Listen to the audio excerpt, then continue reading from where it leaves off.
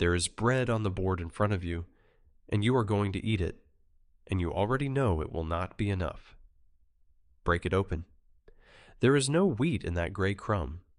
Ground beans and bean husk, dried peas, the sweepings of the bran, and a handful of acorn flour beaten in to make the whole thing go further. In an ordinary year, this is what you would feed a horse. And you are one of the lucky ones. At least, that is what your neighbors would tell you. The rain is what made this island rich. Soft western weather off the Atlantic, wet enough for grass and grain together, the reason English barns filled and English wool went out in ships to Flanders.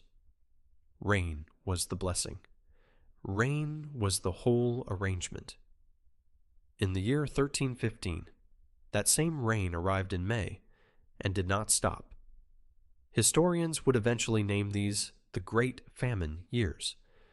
The people standing in the water had a shorter word for it, and the word was dearth. It fell across the whole of northern Europe, from Scotland down to the Alps, and east into Poland and Russia, and it killed, by the best estimates we have, something close to 1 person in 10. It is the worst hunger the north of this continent has ever recorded. We are going to spend this evening at a hearth in an English village, looking into a pot, a long way from any king. So start with the good years, because you cannot understand what was lost unless you know what there was. Your house is 1 room, timber-framed, walled with woven hazel and daub, roofed in thatch that has gone black on the underside. There is no chimney. The fire sits in the middle of the floor on a bed of clay, and the smoke rises and hangs and works its way out through the thatch over the course of the day, which is why everything you own smells faintly of wood smoke, including your children. Over that fire hangs the pot. Everything begins there. What is in it is pottage, and pottage is the true food of England. Oats or barley boiled long and slow until they give up and go soft. Whatever the garden gives, which is worts and colewort, leeks, onions, garlic, peas, and beans dried from last summer. If the year has been kind, a scrap of bacon fat cut from the flitch, hanging in the smoke of the roof. And that fat is the difference between a meal and a punishment. It goes into a wooden bowl. You eat it with a horn spoon and with bread, and you eat it twice a day, and you eat something very like it tomorrow. The bread beside it is maslin, wheat, and rye grown together in the same field and ground together, which gives a dense brown loaf with a sour edge to it. White bread exists. White bread is for the manor and the abbey. And there is ale. Ale here is barley, and barley is calories, and a working man drinks a great deal of it because it is safer than the stream, and because a good share of what keeps him upright comes out of that jug. Nobody is drinking it for the pleasure of it. Children drink the small ale, thin and cloudy and only barely strong. Ale is food you can pour. That is the plate. Grain, greens, legumes, a little fat, a little cheese, salt fish in Lent, pork at the turn of the year. It is monotonous, and it is heavy on the stomach, and it is, in a good year, enough. But look at the calendar, because even in a good year there is a gap in it. The old harvest thins out around Easter. The new one does not come in until Lammas, the first days of August.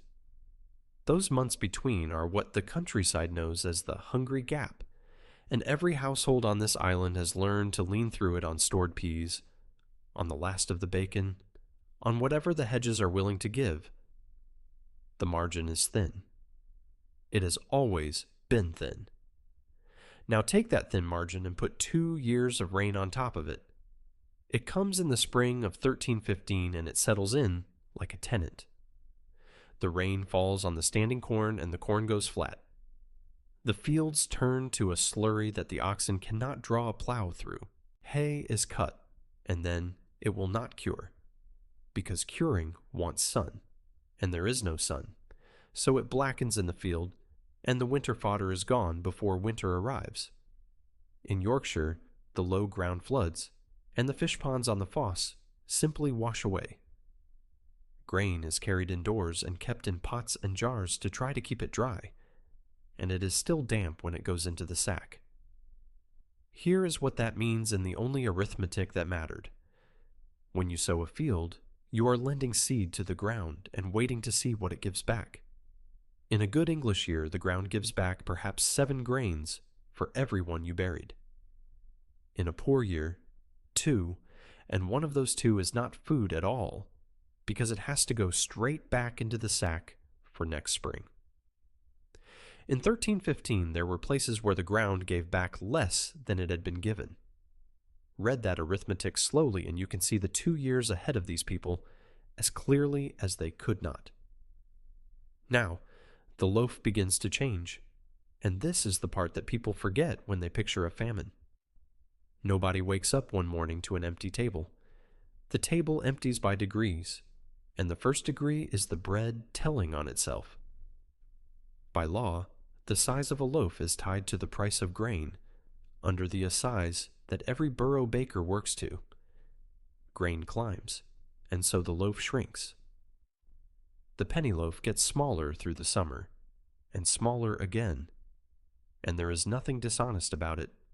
That is simply the law doing what it was written to do. Then the shrinking stops being enough, and the filling starts, and you cannot even do it privately. On most manors, the corn has to go to the Lord's mill, and the miller takes his multure, a portion of every load that passes across his stones. In a fat year, that toll is something you grumble about in the alehouse. In 1316, it is a share of a sack that was already too small when it left the house, measured out in front of you, and perfectly lawful. In some places, the baking is owed to the Lord's oven as well, for a fee. Hand querns for grinding at home had been broken up and carried off in more than one English village over exactly this, because a household that grinds its own corn pays nobody. First, the bran goes back in, all of it, the coarse husk that in a normal year would be sold off for animal feed, then dried peas, ground down, then beans, then vetches, which is fodder cropped for horses and cattle, then the acorns, gathered in sacks from under the oaks, bleached and dried and milled into a heavy, bitter flour that does not rise and does not keep. Bakers in better times sold a coarse loaf of beans and bran and called it horse bread, because that is who ate it.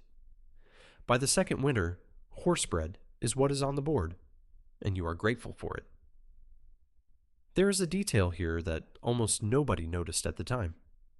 The grain coming in from those sodden fields has to be dried in an oven before it can even be ground. And grain that has sat wet in a jar for a season is grain that has begun to change. It comes to the mill smelling wrong. It goes into the loaf anyway, because the alternative is nothing, and damp rye in particular carries a fungus that turns bread into something closer to poison. People eat it, and afterwards some of them burn, and some of them see things, and some of them do not recover. Nobody in that village has a name for what has happened. They have a saint to pray to and an explanation that involves sin. The pot over the fire thins out at the same time, and it thins in a way you can hear, because a thick pottage barely moves and a thin one bubbles. The garden goes first. Peas and beans are the household's protein, and they are also the household's emergency reserve, so they are eaten early, and there is nothing behind them. Then you are into the greens that nobody plants. Nettles, cut young, dock, charlock, and the other yellow weeds that ordinarily you would spend a morning pulling out of the barley and cursing. Fat hen, ground elder. The leaves go into the water, and the water is boiled a long time, because a long boil is what makes a small amount of something feel in the belly like a larger amount of something. and then the ale stops. This is the loss that a modern kitchen cannot really feel. Barley has failed along with everything else, and the barley that survives is too precious to be turned into malt when it could be turned into bread. So the alewife's brewing goes quiet, house by house, street by street. What that removes from a laboring family is a substantial share of everything they were living on, poured away, and what replaces it is water from a stream that runs past everybody's midden, in a year when everyone in the parish is already weak. This is the point where the hunger stops being an inconvenience and starts being arithmetic that ends in a churchyard. Then salt fails, and salt failing is the quiet catastrophe of the whole disaster. Salt in England comes from brine, boiled or evaporated at the salterns on the coast and at the inland witches. Evaporation wants dry air, and it wants sun. 2 years of rain means 2 years of salt that does not come. And so the price of a quarter of salt goes to 35 shillings, a sum that the St. Albans chronicler writes down with what reads across 7 centuries as plain disbelief. Think about what salt actually does in this world. There is no other way to keep meat. The whole shape of the farming year runs on it, because at Martinmas in November, you kill the beasts you cannot feed through the winter, and you salt that meat down in barrels, and it carries the household to spring. Without salt, the November killing does not become bacon. It becomes meat that spoils in a fortnight, eaten in a rush or lost entirely. The herring cannot be cured. The butter cannot be kept. Salt is not seasoning here. Salt is the year's insurance policy, and it has been canceled. The animals were dying anyway. Sheep are the first to go, because sheep and standing water are old enemies. Waterlogged pasture breeds the liver fluke, and the fluke gets into the flocks and does what the flocks call the rot. And across England, something like a third of the sheep die of it in these 2 years. On the Bolton Priory estate in Yorkshire, the canons lost roughly 2 in every 3 of theirs. In the same year, on the same estate, nearly every pig they owned was killed and eaten, because there was no fodder left to keep any of them alive. So there is meat, briefly, and this is the cruelest turn of the whole thing. A household that has been eating weeds for 4 months suddenly has mutton, because the sheep is dead in the field. Diseased mutton from an animal that died of a wasting sickness with no salt to preserve what is not eaten that day. They eat it. Of course they eat it. And then the parish gets sicker. The dairy goes with them. What the countryside calls the white meats, the milk and the butter and the hard skim cheese that a laboring family leans on all summer, comes off the backs of cows and ewes that are now dead or dry. A cheese in the rafters was a month of protein hanging in the smoke. There are no cheeses in the rafters. The oxen go too, sold or eaten, and every ox that goes into the pot is a field that will not be plowed in the spring, which leaves the woods and the hedges, and the woods and the hedges are already stripped. In an ordinary autumn, you drive the pigs into the oak woods for the mast, the fallen acorns and beech nuts that fatten them for slaughter. But mast fails in a wet year, and where it does not fail, the acorns are not going to the pigs anymore. They are going to people. After the acorns come the hazelnuts, then the hips and the haws and the sloes stripped bare off every hedge in the parish. Then bracken root dug up and pounded. Then, at the very bottom of it, the soft inner bark of trees, scraped and dried and ground. The woods are not free, either. The deer and the boar belong to the Lord, and taking one is a serious matter before the manor court. The fish in the river belong to the Lord. Your right to gather firewood and to glean the stubble after harvest is a real right, written down, and in a year like this one, It is being exercised by everyone at once, so there is nothing to glean because there was nothing to harvest. The chroniclers of these years wrote down worse things than bark. They wrote of the dead being dug up, of prisoners in jail, tearing at new arrivals, of parents and children. Historians read those passages carefully, because monastic chroniclers reached for that language to describe the end of the world and rarely stood close enough to see what they were describing. So we do not know. What we can say is that men who had spent their lives writing about hunger reached, in these 2 years, for the very last word they had. And through all of it, in the corner of the house, there is a sack. That sack is the seed corn, and it is the hardest object in medieval Europe. It is food. It is right there. It would feed the household for weeks. And if you eat it, there is nothing to put in the ground in spring, and no harvest in August, and the family does not survive the following winter. Households across England sat in front of that sack through 2 hungry springs and did the arithmetic, and many of them ate it, because a starving child in front of you weighs more than a harvest you may not live to see. Every sack eaten in 1316 was a field standing empty in 1317. That is why the dearth outlived the weather that caused it. So pull back from the village for a moment, out to the whole kingdom, because the failure was not only in the fields. On the 10th of August, 1315, the feast of St. Lawrence, Edward II arrived at St. Albans with his household, as kings did, expecting to be fed. There was hardly any bread to be had for them. The King of England, in the richest abbey town on his road north, and the bread was not there. Parliament had already tried the obvious thing. It fixed prices by statute, setting what a live fat cow might be sold for, and eggs by the dozen, and the rest of it. Merchants simply stopped bringing goods to market at a loss, so the food that had been scarce became invisible instead, and at the Lincoln Parliament in early 1316, the whole scheme was quietly abandoned. One chronicler wrote that it was against reason to legislate a price when it is the harvest that decides. He was right, and being right helped nobody. In London, at Cheapside, a penny bought 2 small onions. For most working people, that penny was a good part of a day.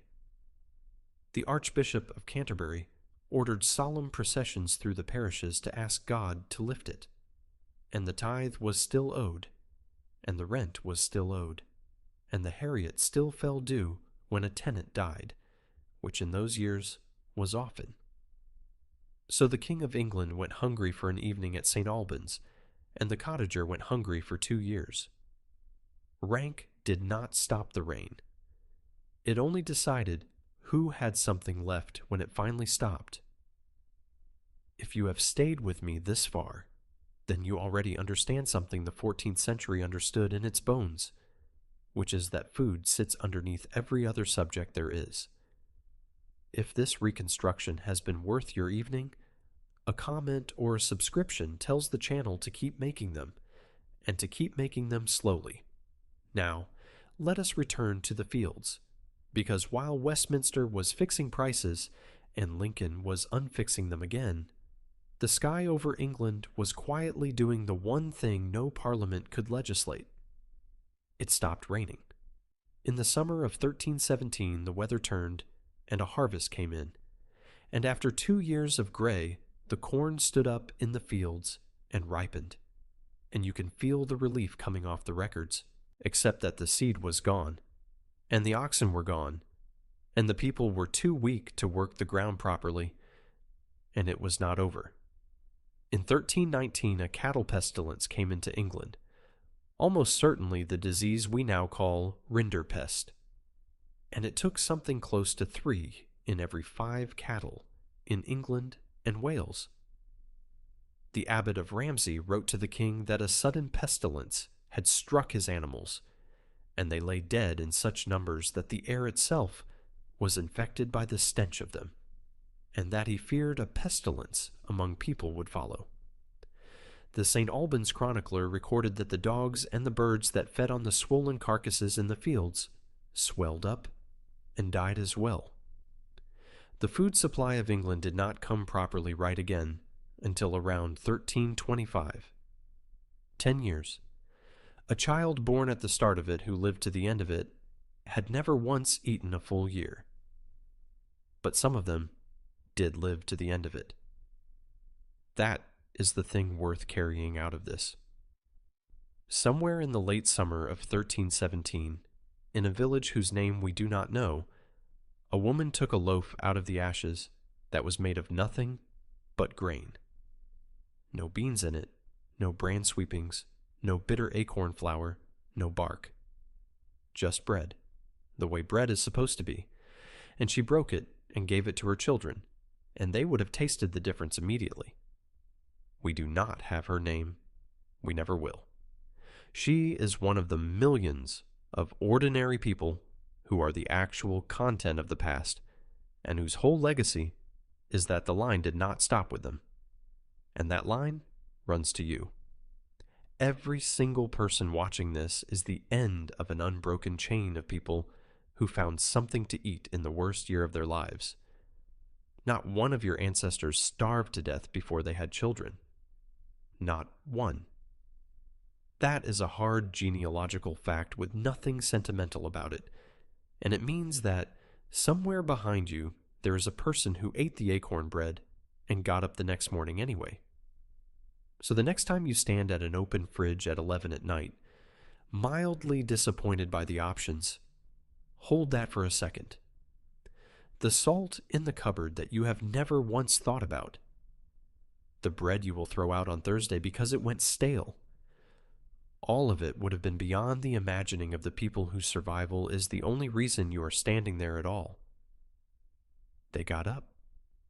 They ate what there was. They put the seed in the ground. Their long hunger ended, the way every long thing ends, in a morning that finally came. Theirs came, and so will yours, and so will